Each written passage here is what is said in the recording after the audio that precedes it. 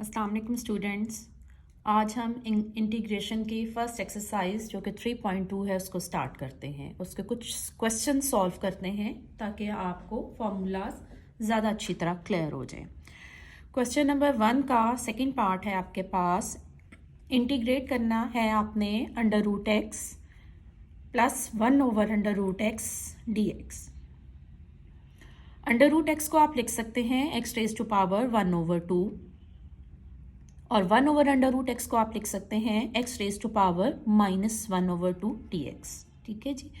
अब हमने थ्योरम पढ़ा था कि आपके पास अगर दो फंक्शंस के सम का इंटेग्रल है तो वो sum of integrals of two functions हो जाता है कि इंटेग्रल सेपरेट हो जाता है। तो हमने इंटेग्रल को सेपरेट कर लिया। इंटेग्रल आपके पास इसका आ जाएगा एक्स रेज टू पावर 1/2, साथ और उसके आपके पास dx आ जाएगा। Similarly plus integral of x raise to power -1/2। उसके बाद हमने फॉर्मूला पढ़ा था कि अगर आपके पास पावर रूल पढ़ा था कि अगर आपके पास जिस वेरिएबल की पावर है उसका साथ डेरिवेटिव है, एक्स का डेरिवेटिव आपके पास साथ dx है, तो क्या होगा, उसकी पावर में 1 ऐड हो जाएगा और उसी से हम डिवाइड कर देंगे और c कांस्टेंट ऑफ इंटीग्रेशन आ जाएगा। सो बिल्कुल केस यहाँ पे भी यही है कि x का डेरिवेटिव dx मौजूद है, x का डेरिवेटिव dx मौजूद है, तो इनकी पावर्स में 1 ऐड हो जाएगा। x की पावर 1/2 है तो वो आ जाएगी x की पावर 1/2 + 1 और 1/2 + 1 से डिवाइड हो जाएगा। सिमिलरली यहाँ पर x रेज टू पावर -1/2 में +1 ऐड हो जाएगा और -1/2 + 1 से ही डिवाइड हो जाएगा और कांस्टेंट ऑफ इंटीग्रेशन आ जाएगा। इसको सिंप्लीफाई करने से 3/2 और इधर आपके पास -1/2 + 1 जो है 1/2 सिंप्लीफाई किया हमने। इन वैल्यूज़ को हमने 2/3 लिखा, इसको आपके पास जो है 2 लिखा, यहाँ पे आपके पास 2 आएगा आपके पास, तो आपके पास इज इक्वल टू ये आपके पास आंसर आ गया। सो यहाँ पर हमने एक थ्योरम जो कि आपके पास sum of integral of two functions is equal to वो हमने यूज़ किया, दूसरा हमने पावर रूल यूज़ किया। एक और क्वेश्चंस देखते हैं ताकि आपको और क्लियर हो जाए। यहाँ पे आपके पास इंटेग्रल में जो फंक्शन है उसका स्क्वायर है under root x -1 over under root x whole square. उसमें हमने पहले क्या किया, पहले हमने इसका square a - b whole square को खोला, इस अंडर रूट एक्स का square + 1 over under root x का square -2 × x × 1 over x. Under root square और अंडर रूट ने एक दूसरे को कैंसिल कर दिया, सेम इज हेयर, और ये दोनों आपस में कैंसिल हो गए, ये आपके पास कैंसिल होके -2 आ गया।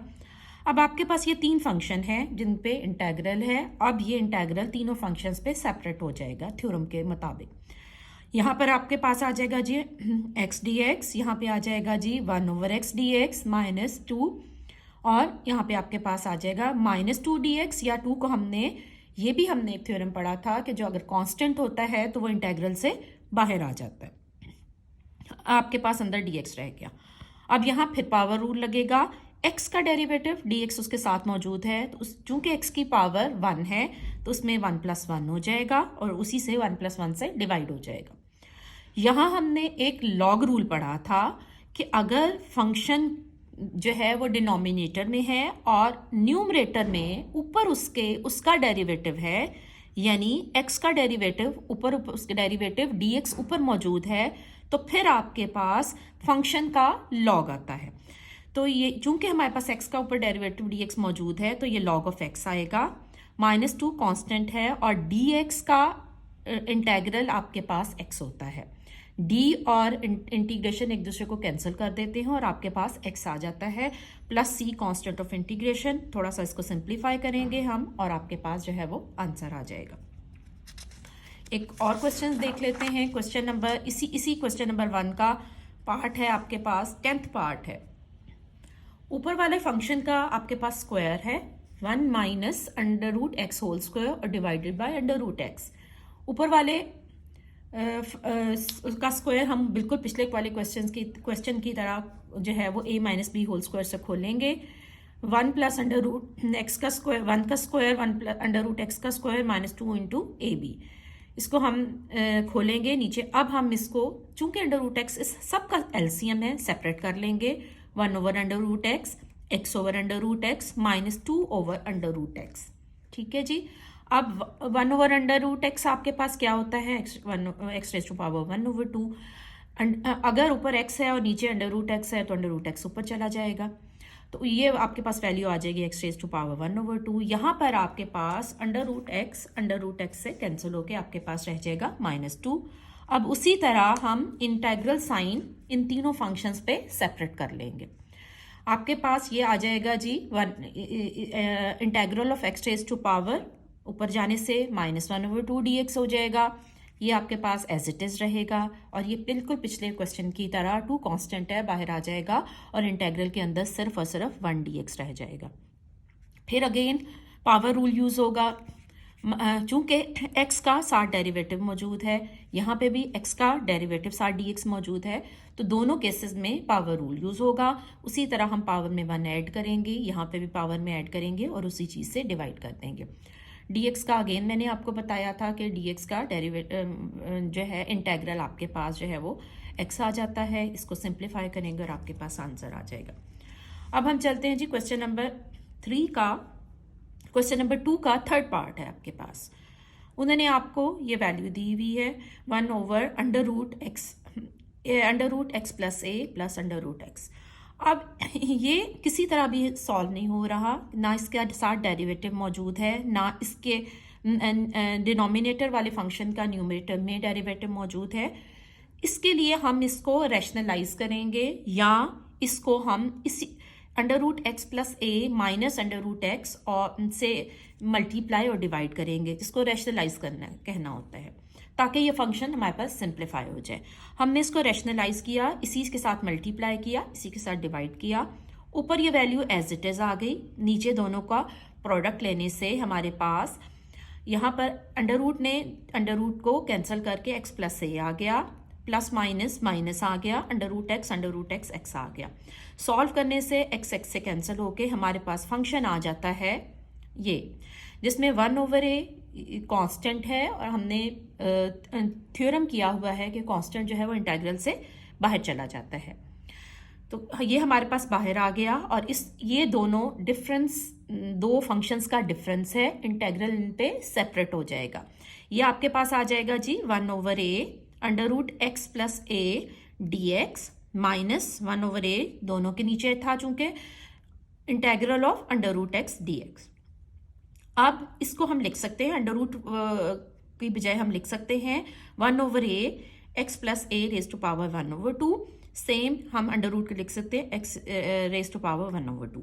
अब x प्लस ए का डेरिवेटिव क्या होता है? x का डेरिवेटिव dx, कांस्टेंट का डेरिवेटिव 0, सो x प्लस ए का डेरिवेटिव dx जो कि साथ मौजूद है। सिमिलरली यहाँ पे भी x का डेरिवेटिव dx साथ मौजूद है, तो फिर हम अगेन पावर रूल यूज करते हुए इनकी पावर्स में 1 ऐड करेंगे और उसी तरह हम इसको सॉल्व करेंगे।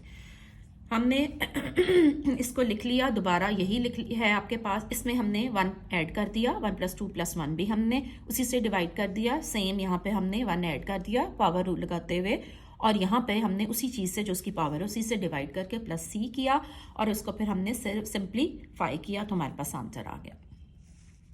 अब कुछ हम ट्रिग्नोमेट्रिक फंक्शन की भी इंटीग्रल्स देख लेते हैं। इंटीग्रेशन ट्रिग्नोमेट्रिक फंक्शंस की कैसे करते हैं, इसके लिए आपको फार्मूलाज जो हैं बहुत अच्छी तरह याद होने चाहिए।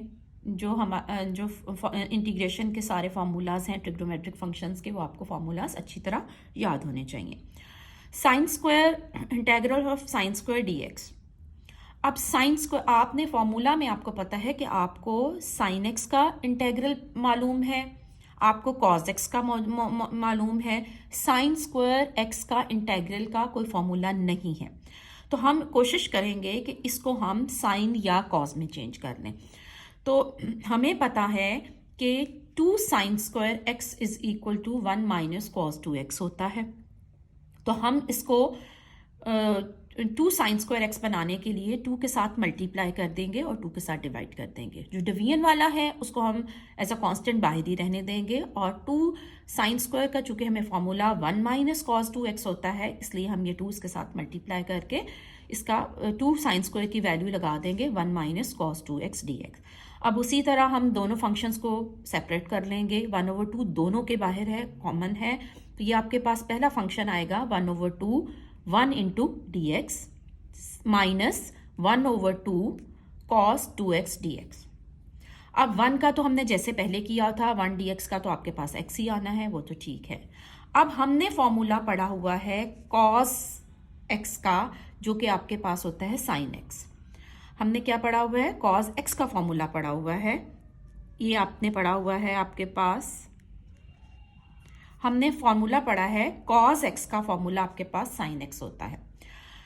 अब हमारे पास कॉस 2x का एंगल आपके पास 2x है, तो कॉस 2x का आपके पास डेरिवेटिव क्या होना चाहिए? साइन 2x इंटू 2dx होना चाहिए। 2x का साथ डेरिवेटिव एंगल का 2dx होना चाहिए था आपके पास, जबकि हमारे पास यहाँ सिर्फ dx है। ठीक है, तो हम क्या करेंगे? हम इसको 2 के साथ मल्टीप्लाई करेंगे और 2 के साथ ही डिवाइड करेंगे, ताकि हमारे पास 2x का डेरिवेटिव 2dx आ जाए। तो जो 2 मल्टीप्लिकेशन वाला है वो हमारे पास फॉर्मूले में यूज हो जाएगा, और ये जो 2 है ये हमारे पास जो है वो नीचे आ जाएगा।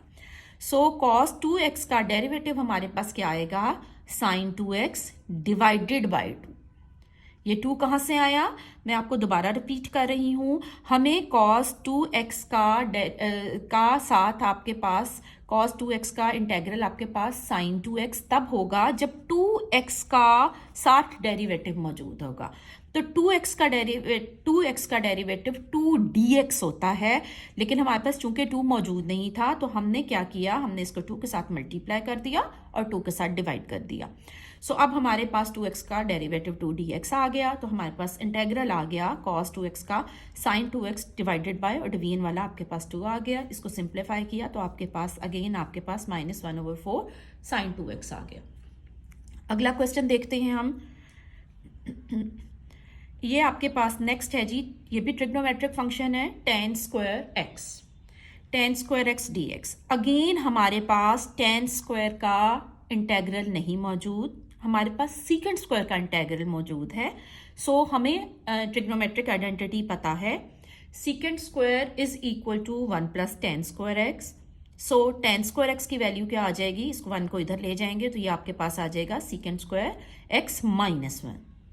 अब हम इनको अगेन सेपरेट कर लेंगे, ये आपके पास आ जाएगा secant square x dx -1 dx। 1 का तो वही केस है आपके पास कि आपके पास 1 का इंटेग्रल आपके पास जो है 1 dx का इंटेग्रल आपके पास x होता है।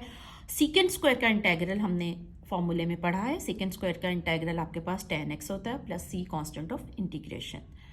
होपफुली आपको इंटीग्रेशन के क्वेश्चंस जो हैं वो समझ आ गए होंगे। Thank you.